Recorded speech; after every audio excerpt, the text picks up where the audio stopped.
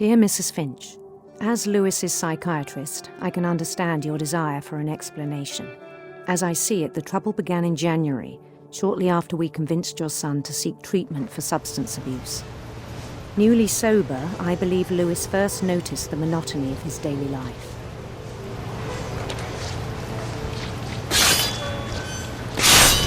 He kept working at the cannery, but he withdrew part of himself.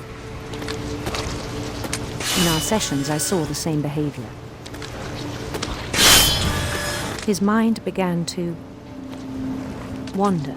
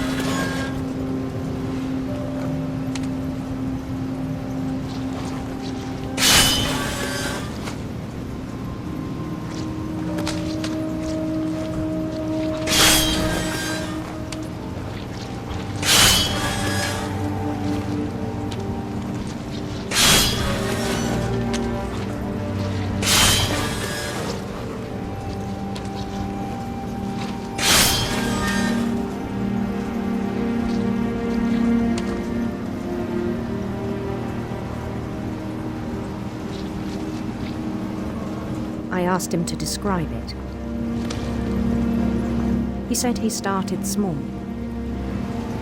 imagining a labyrinth. He'd feel his way about.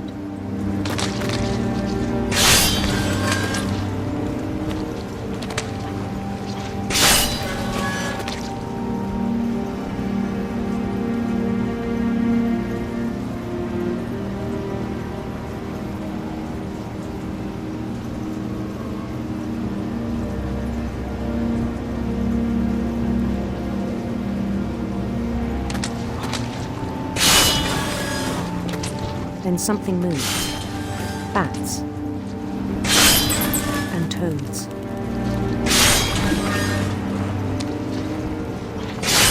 And things that have not names. He knew it was all in his head. But he took it very seriously. I had hoped he'd find himself.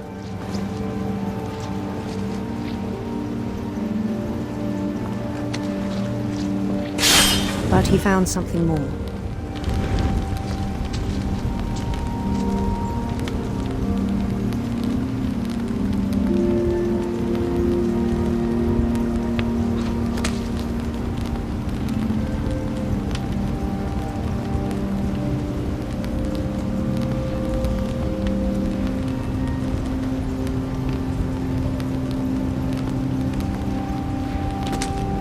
I worried about him then. Daydreaming at the cannery. I spoke with his boss. But he said Lewis had become a model employee. Methodical, tireless, focused. Like a whole new Lewis. So I let him go on.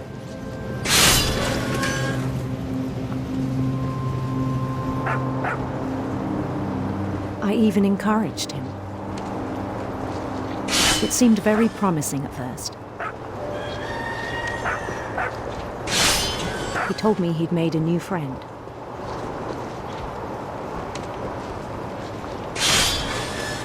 On the edge of a city he named Lewis Topia. He built the city up slowly, brick by brick. Then he made musicians.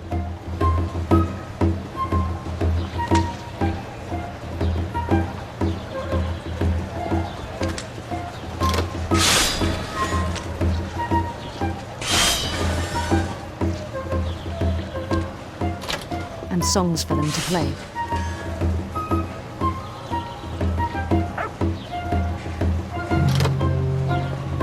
He talked about starting a band.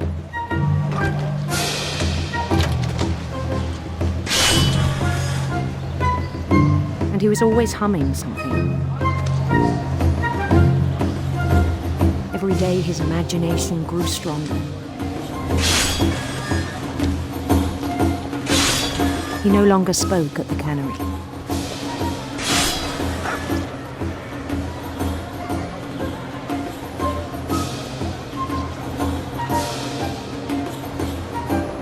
But his chopping was as reliable as ever. Then one day it struck him.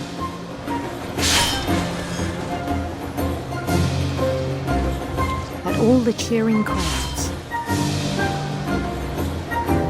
even the stones under his feet,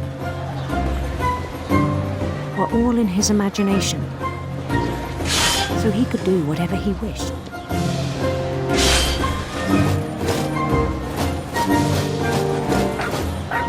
He held an election for men,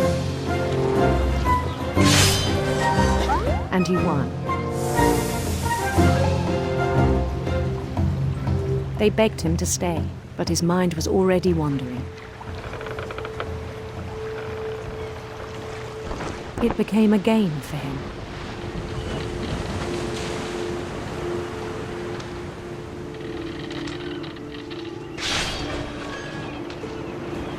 He'd conquer a city, then immediately push on. New Louisville.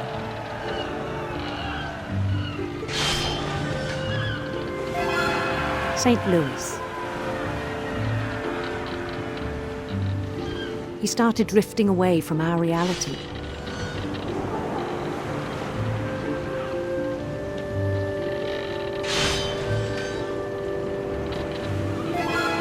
Minneapolis. Until one day he forgot to go home from the cannery. Even as his mother pleaded with him, part of Louis kept sailing on.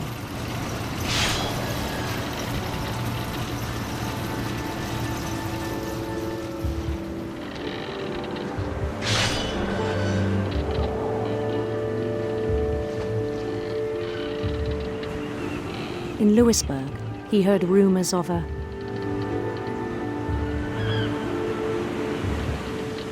handsome queen.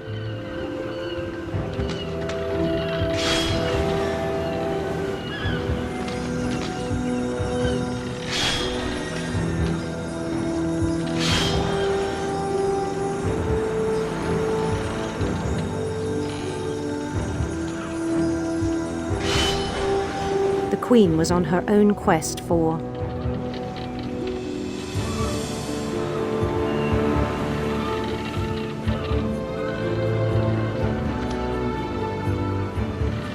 sinister serpents.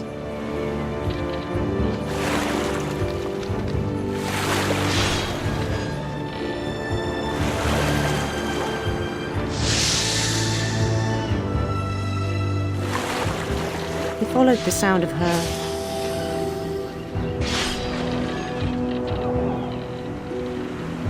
electric sitar.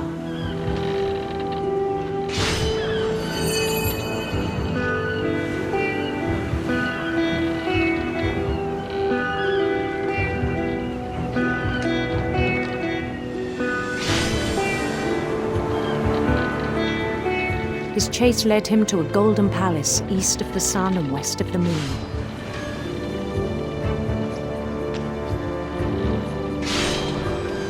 Even then, his logic remained sound.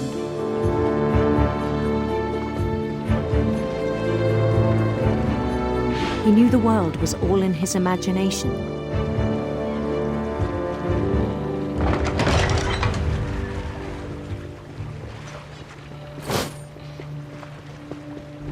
But he was so proud of having created it.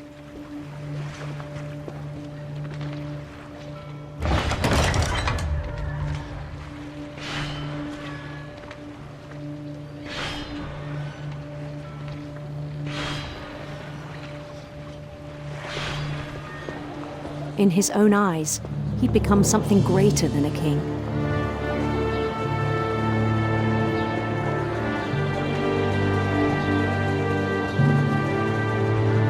For someone who'd never known success in the real world, I think it was overwhelming.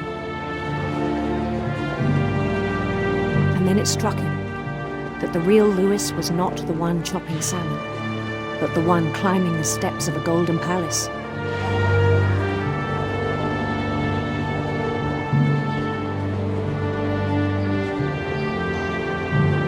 My imagination is as real as my body, he told me.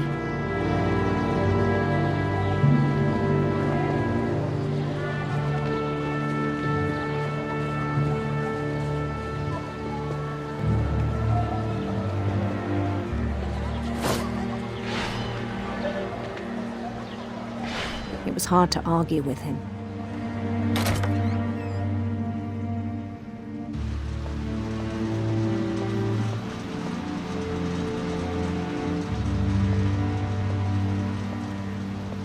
We began to forget the world we know.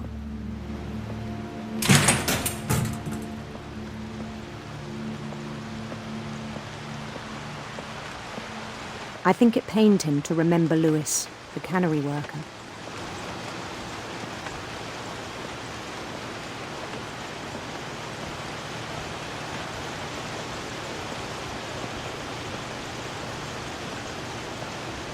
He began to despise the man with a royal contempt.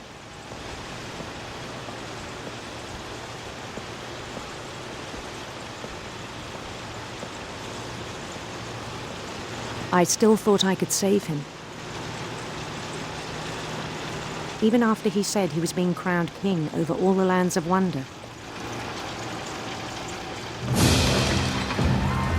The palace would be packed with his companions.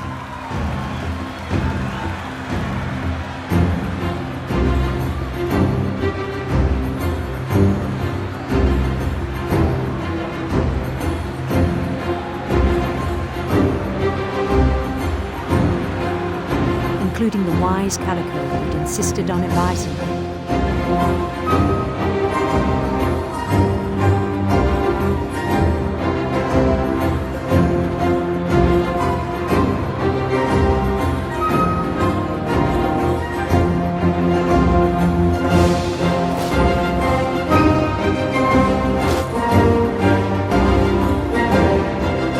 His queen waited, holding his crown.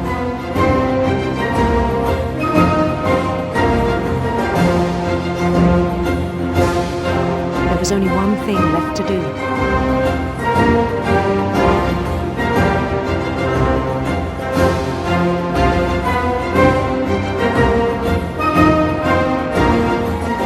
Bend down his head.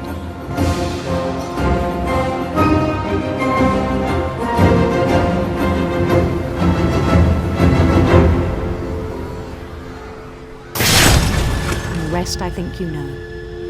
Mrs. Finch, your son was a kind man who will be missed by all of us who knew him.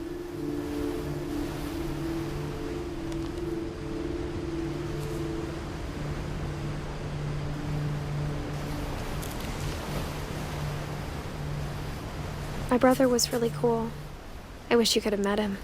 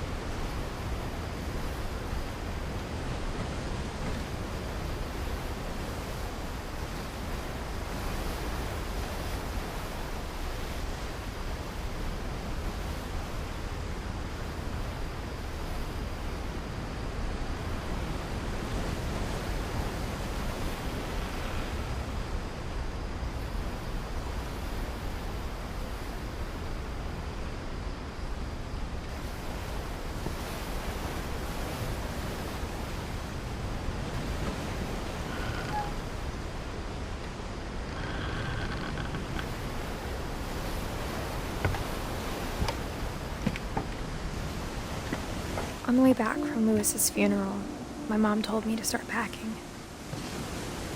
She waited until the day before we left to tell Edie.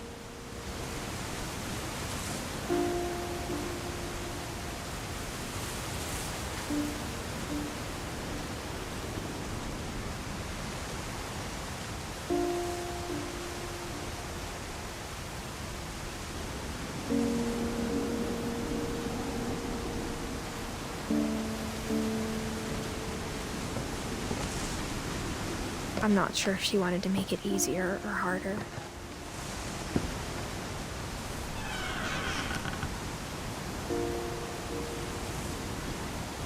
I wish we'd stayed. But I understand why we left.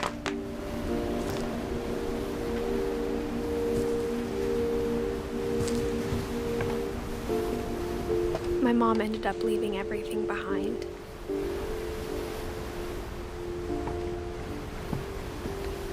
What happened that night had been coming for a long time. Maybe it should have come sooner.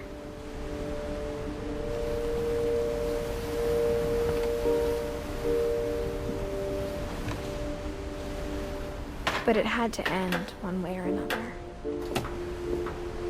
All that's left now is to tell you about that last night.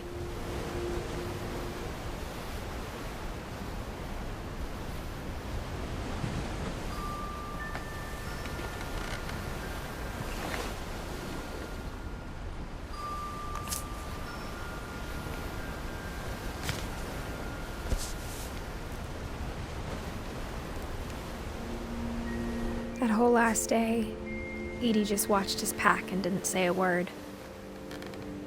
Until supper, when she raised her glass and said, "To our final night together, and all our final nights apart." Grandma, you know what I said about alcohol.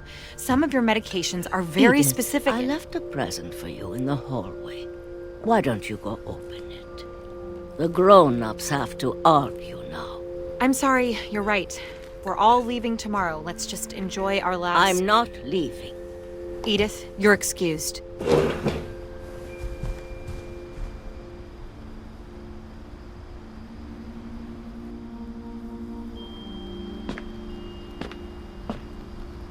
the power had been shut off that morning, but Edie always had plenty of candles. When my mom sealed the library, I don't think she knew about the other entrance. Or that Edie had a key to it.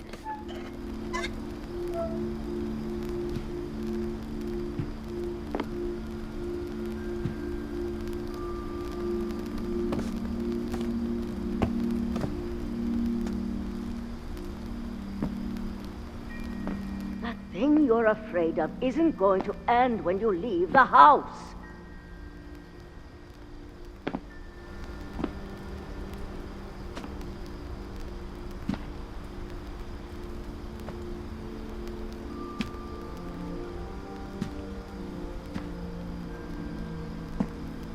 Edith has a right to know these stories. My children are dead because of your stories. I think it's best if Edith and I leave tonight.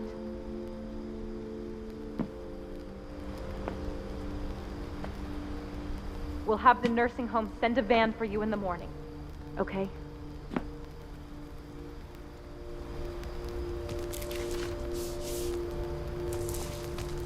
Dear Edith, there's so many stories I wish I could tell you, but there's only time for one. This is about what happened on the night you were born. That night, the tide went way, way out.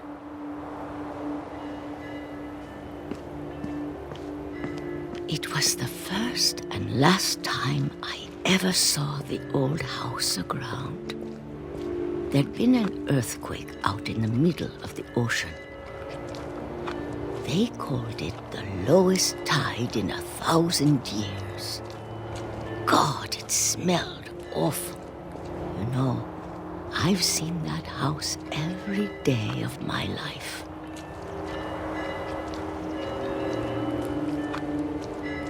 But I never thought I'd go back to it. When the fog rolled in, I lost my way.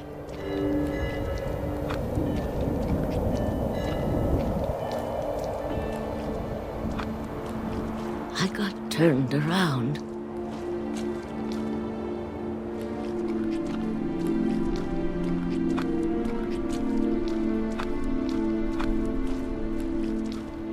I started seeing things.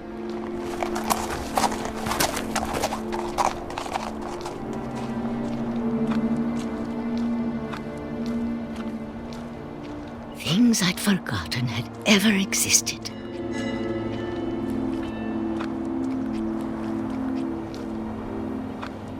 But when I saw them, they felt like old friends.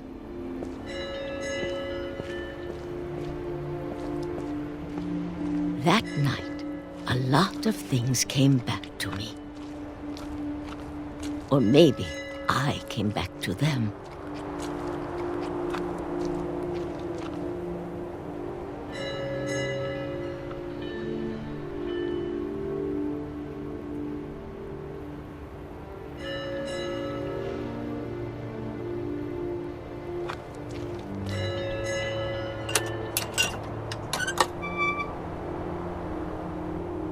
Things I can't explain, but that I need you to try and... Edith, what are you doing in here? It's mine. Edith! Mom, you're gonna rip it. Let go! I kicked and screamed, but Mom dragged me to the car.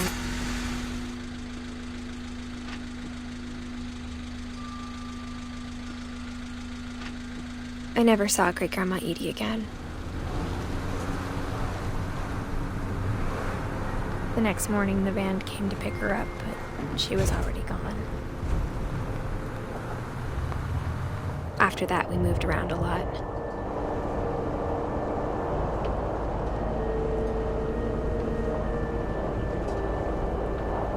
We both tried to make the best of it.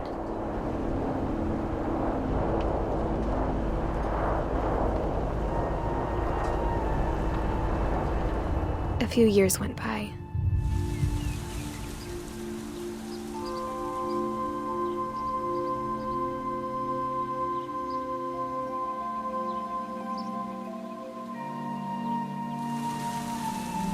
My mom didn't like to talk about it,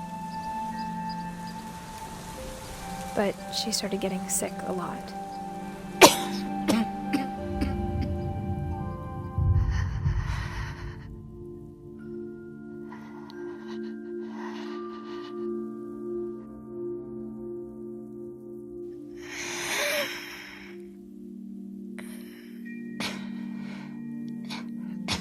She got better for a while,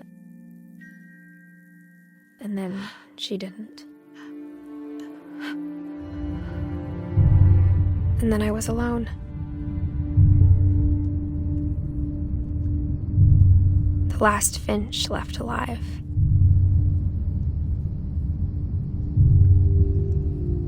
Until I found out about you. I'm still not sure what to tell you about all this. If we lived forever, maybe we'd have time to understand things. But as it is, I think the best we can do is try to open our eyes. And appreciate how strange and brief all of this is.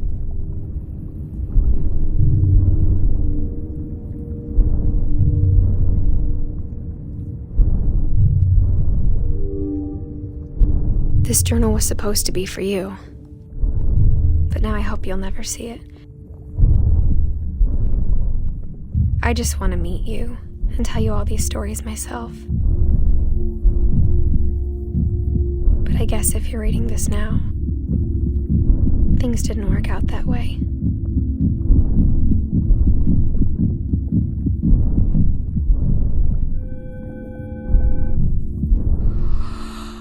This is where your story begins. I'm sorry I won't be there to see it. It's a lot to ask, but I don't want you to be sad that I'm gone. I want you to be amazed that any of us ever had a chance to be here at all.